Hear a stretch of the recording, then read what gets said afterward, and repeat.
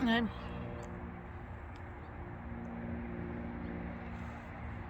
I will take you on as much of the hike as possible with me today.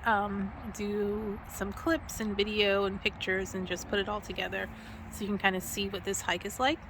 This is my Healing Hikes hike at Edwin Warner Park in Nashville, Tennessee. So if you're ever in the area, this is an awesome hike.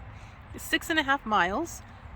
It goes from easy to moderate to strenuous to easy. So it's really just a mix of both.